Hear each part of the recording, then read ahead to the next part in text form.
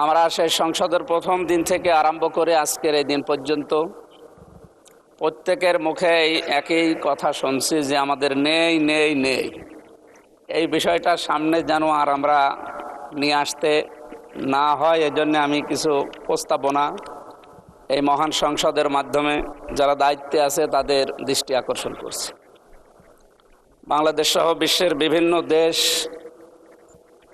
ভ্রমণ করার মাধ্যমে আমি যেগুলো পেয়েছি, বিশেষ করে মালয়েশিয়া, আমরা একটা তথ্য ওখানে জানি যে 20-22 বছর আগেও তারা আমাদের নিচে ছিল, তো তারা আজকে দাঁড়িয়ে গেছে বিশ্বের বুকে যে সমস্ত বিষয়গুলো সামনে নিয়ে আসার কারণে। আমি কয়েকটা বিষয় সেখান থেকে পেয়েছি। তার এক নম্বরে তাদের যে সমস্ত জমি জায়গাগুলো আছে, এই বিশাল ল্যান্ডগুলো তারা বিশেষ করে চায়নাকে, তুরস্ককে এবং অন্যান্য আশপাশে যে সমস্ত উন্নত দেশ আছে তাদেরকে আহ্বান জানিয়েছে যে আমাদের এই জায়গাগুলো ব্যবহার করেন, আর আমাদের বেকার যে মানুষগুলো আছে এগুলো কাজে লাগান।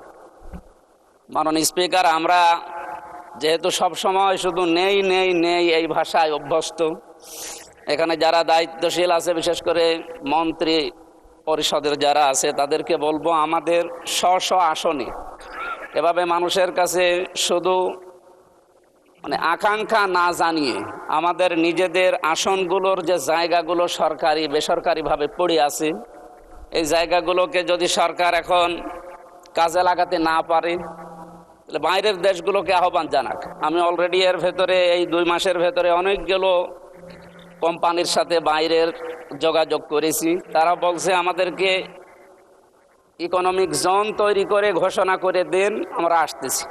এসে এই জায়গাগুলোতে অন্তত আমার কুষ্টিয়া সদরের 3 আসনের যে জায়গা পড়ে আছে, আমার হরিপুর ইউনিয়নের একটা জায়গা পড়ে আছে, ওখানে প্রায় 1000 একর।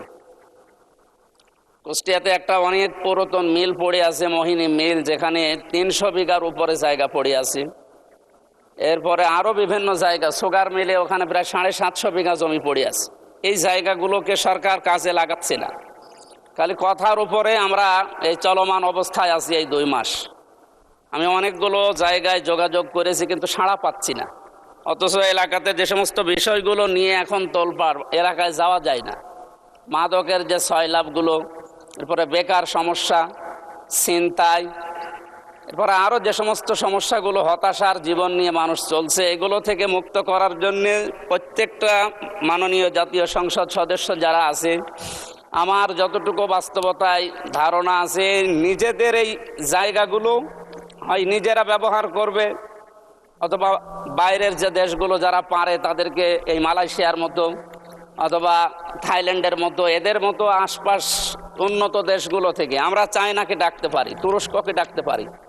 এদের মাধ্যমে আমার এলাকায় এই যে জায়গার কথা বললাম, এই জায়গাগুলো যদি ব্যবহার করা যায়, আমার মনে হয় কমপক্ষে 12-13 হাজার মানুষের কর্মসংস্থান তৈরি হবে। আমি বারবার যাই, কিন্তু বিরোধী দলে থাকার কারণে মনে হয় ওনারা গুরুত্ব দিতে চান না, খালি ঘোরাতে থাকেন। আমার কুষ্টিয়াতে সবচাইতে 7,500, আমি কিছুদিন আগে বলেছিলাম এখানে 750 কোটি টাকার একটা প্রজেক্ট। এটা শুধুমাত্র কিছু কারণে চালু হচ্ছে না পূর্ণাঙ্গভাবে। 23টা বিভাগ চালু হওয়ার কথা, সেখানে প্রায় 5-6টা জেলার মানুষের উপকারের জন্যে। এই আর্মিদের সেখানে বসবাস করার কারণে আমরা পূর্ণাঙ্গভাবে চালু করতে পারছি না। আমি আজকে স্বরাষ্ট্রমন্ত্রীকে আহ্বান জানিয়েছি, উনি আরও সময় চান। এই সময় চাইলে মানুষ তো অসুস্থ হয়ে মরবে। এই জন্য আহ্বান জানাবো, আমরা বিরোধীতে আছি তাই কি আমরা তো সরকারের জনগণের জন্য কথা বলছি, সুতরাং আমাদের কথা যেন গুরুত্ব দেওয়া হয় ও অতি দ্রুত এখান থেকে আর্মি অপসারণ করা লাগবে। আপনি কোথায় দেবেন?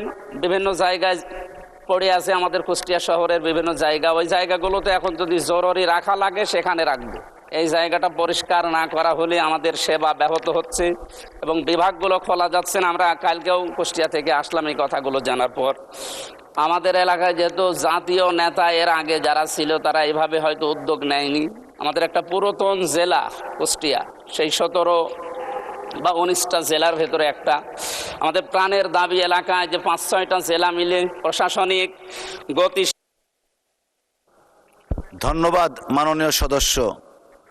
Time is up. 1 মিনিট চেয়েছেন, আচ্ছা আপনাকে 1 মিনিটে দেয়া হলো। ধন্যবাদ। প্রশাসনিক গতি কার্যক্রমের গতিশীল করার জন্য আমরা মাননীয় প্রধানমন্ত্রী থাকলে আরো ভালো হতো। আমরা এই হাউসকে আহ্বান জানাচ্ছি, আমাদের কুষ্টিয়া মিলে 5-6টা জেলা দিয়ে একটা বিভাগ ঘোষণা করা হোক। এটা আমাদের কুষ্টিয়া এলাকার মানুষের প্রাণের দাবি। এরপরে আমাদের কুষ্টিয়া অঞ্চলের সবচাইতে বড় সমস্যা যেটা বললাম, বেকার সমস্যা দূরীকরণে যে উদ্যোগগুলো আমরা নিয়েছি হাতে, এগুলো আমরা বিভিন্ন জায়গায় চিঠিও দিয়েছি, মন্ত্রণালয়ে যোগাযোগও করছি। আপনার মাধ্যমে আমরা আহ্বান জানাই তারা যেন সাড়া দেয়।